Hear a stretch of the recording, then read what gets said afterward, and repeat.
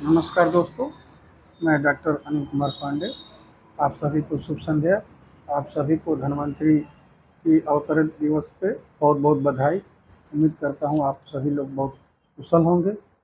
आप आज हम बात करने वाले हैं राजक्षमा के बारे में। राजक्षमा एक ऐसी बीमारी है जिसको मॉडर्न में ट्यूबरकुलोसिस बोलते हैं, और यह जो है आयुर्वेद में इसको राजक्षमा क्षय या यक्षमा बोला जाता है। यह बहुत जो है प्रभावित करता है मानव जीवन में, खासतौर से स्लम बस्तियों में बहुत ज़्यादा और रोगों का राजा माना जाता है। जैसे यह बीमारी आती है तो इसके साथ में बहुत सी बीमारियाँ आती हैं, जैसे श्वास काश, वमन, सर्दी, पिन्नस, जुखाम, या फिर आपको मंदाग्नि हो जाना, भूख न लगना, अतिसार, लूज मोशन, ये सब इतनी बीमारियाँ आती हैं। और रक्तपित्त, ये जो है यक्षमा जो है बहुत कठिन बीमारियों में से माने जाता है। मॉडर्न साइंस में इसकी लंबी कोर्स होती है, आयुर्वेद में दवा चलाने की लंबी कोर्स की दवा चलती है, लेकिन आयुर्वेद में इसका 40 दिन की दवा चलती है। ये माना जाता है कि राजक्षमा 40 दिन में या ट्यूबरकुलोसिस 40 दिन में पूर्णतः ठीक हो जाएगा। अब हम बात करेंगे राजक्षमा के रोगों के बारे में। राजक्षमा का क्या है, कैसे है राजक्षमा रोग के निदान। अगर निदान की बात करें तो राजक्षमा कैसे होता है, और अपने शक्ति से अधिक आप काम करते हैं, या फिर आप अधारणी वेगों जैसे खांसना, छींकना और अपान वायु का खुलना, या मल मूत्र का रोकना, या अन्य चीज़ें जो आपके धारण करने की क्षमता नहीं है फिर भी आप उसको धारण करते हैं, तो वो जो है आपको राजक्षमा की तरफ ले जाता है। अगर आप खाने में जो है कोई पूर्ण डाइट नहीं लेते हैं, अपूर्ण डाइट लेते हैं, या डाइट डाइट का प्रयोग करते हैं, बहुत लोग जो है अपना वेट लूज करने के लिए डाइट का प्रयोग करते हैं, वो मुख्य रूप से इसमें शिकार माना गया है कि अगर आप खान पान में अपने कमी करेंगे तो भी राजक्षमा हो जाएगा। इसलिए ये स्लम बस्तियों में ज़्यादा पाई जाती है। अब इसकी बात करें तो यह रोगों का राजा होता है।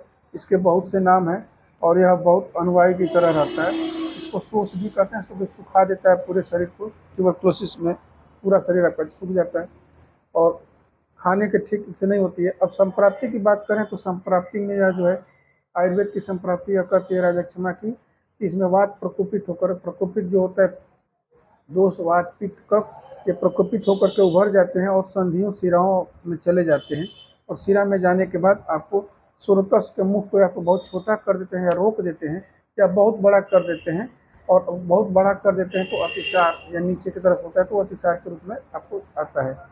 अगर अत्यंत खोल देने पे तिर्यक होता है तो पसलियों में इसके सूजन होती है, दर्द होती है, पसलियों में बहुत दर्द आपको मिलेगा। खासतौर से जो रिप्स होती हैं हमारे 12, उसी को पसली बोलते हैं, तो उसमें बहुत ज़्यादा अंशफलक में दर्द आपको मिलेगा। ये चीज़ें बनी रहती है। अब हम बात करें इसके पूर्व रूप की, तो कैसे पता चलेगा कि राजक्षमा के अब लक्षण आने वाले हैं या राजक्षमा आपको होने वाला है। तो यह बहुत इम्पॉर्टेंट टॉपिक है कि पूर्व रूप उसका क्या है। आपको अधिक से अधिक जुकाम होगा, छींक आएगी बहुत ज़्यादा, मुख से लार चुएगा, और मुख में हमेशा मीठा बना रहेगा, शिथिलता स्थिरता बनी रहेगी, शरीर आपका हमेशा सुस्त रहेगा, कष्ट दे देगा, और आपको अग्निमंद बनी रहेगी, जी मिचलाता रहेगा, अरुचि बनी रहेगी, हाथ पैर में सूजन भी आ सकता है, मुख पर सूजन भी आ सकता है। ये लक्षण पूर्व रूप हैं। अगर ये लक्षण किसी को लगने लगते हैं तो ये सावधान हो जाने की बात होती है। अब हम बात करते हैं लक्षण की। तो लक्षण में यह जो है राजक्षमा के 11 लक्षण बताए गए हैं, जिसमें आपको पिन्नस यानी जुखाम, श्वास काश, उसके बाद कंधों में पीड़ा, या फिर आपको मीठे बना रहना, आपके मुंह में मीठा बना रहना, स्थिरता, अग्निमंद, जी मचलना, ये सब लक्षण आपके बताए गए हैं। सिरों में वेदना, स्वर में आपका स्वर बैठ जाएगा, आपकी आवाज़ पूरी अच्छी नहीं रहेगी, अतिसार होता है यानी लूज मोशन होते हैं, भोजन में अरुचि रहेगी, मल सूख सकता है, इसमें मल का सूखना भी रहता है, पार्श्व या पसलियों में पीड़ा रहती है, वमन उल्टी हो सकता है, किसी किसी में रक्त की साथ उल्टी होती है, और मुख्य लक्षण इसमें फीवर बना रहेगा, बुखार, ज्वर जरूर रहेगा। ये लक्षण इसके मिलते हैं। उपद्रव स्वरूप अगर राजक्षमा के आप इलाज नहीं कराते हैं तो आपको इसके उपद्रव स्वरूप में आपके श्वसन मार्ग में घाव हो जाएगा, पूर्व में यानी कि छाती में आपके पीड़ा रहेगी, रेस्पिरेटरी ट्रैक्ट जहाँ भी रहेगा उसमें आपको ऊंड मिल सकता है, आपके थोरेक्स रीजन में आपको पेन रहेगा, जम्हाई ज़्यादा आएगी, बार बार आपको जम्हाई आएगी, अंशफलक होता है, अंश में आप अंग एकदम मसलन जैसे पीड़ा, जैसे कोई मसल करके रख दे वैसे पीड़ा होती है। और आपको बार बार थूकने की मन आएगा और दुर्गंध आएगी, मुख से हमेशा दुर्गंध बनी रहेगी, चित्त नहीं फिर आएगा। इसके 3 प्रकार बताए गए हैं, वातज पित्तज कफज। और वातज पित्तज कफज के अलग अलग इसके राजक्षमा के लक्षण बताए गए हैं। वातज में अंशफलक में पीड़ा होती है, सिर शूल होता है और पसलियों में पीड़ा होती है।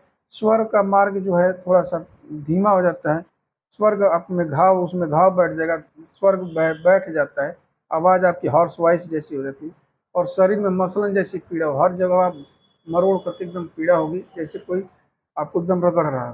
पित्तज में, पित्तज राजक्षमा में जो है आपको पैरों में कूल्हों में आपको जलन दाह महसूस होगा और आपके सिर में पसलियों में पीड़ा होगी, स्वर हाथ पैर में दाह होगा, अतिसार इसमें बना रहेगा, यानी कि पैरों में भी और हाथ पैर में भी आपको बना रहेगा। रक्त मिश्रित इसमें वमन हो सकता है, ये लक्षण आपको बने। मुख से दुर्गंध बना रहेगा और हमेशा ही आपको ज्वर और सीलापन रहेगा, नशीलापन जैसा आपको, जैसे में आप हमेशा नशे में रहेंगे और ज्वर भी इसमें बना रहेगा पित्तज में।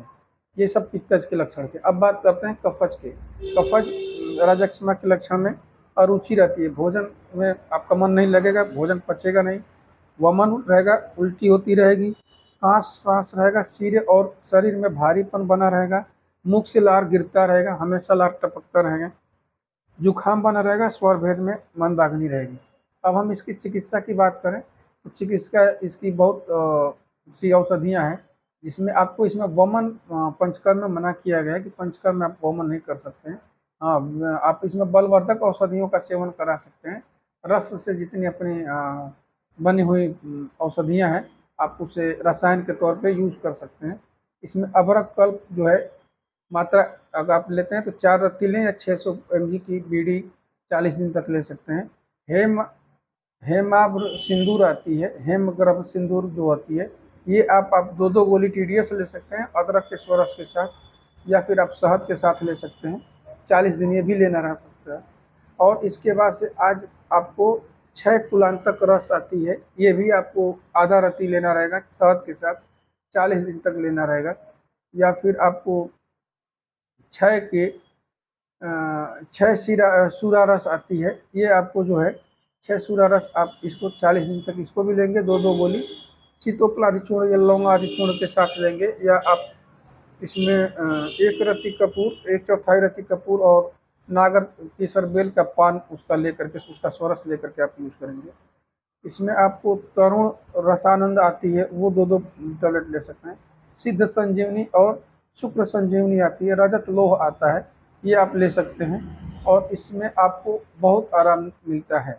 आयुर्वेद में इसकी दवाओं में 40 दिन के खाने के लिए बोला गया है। और आपको वमन यानी पंचकर्म से बचना है, स्वेदन और स्नेहन ले सकते हैं।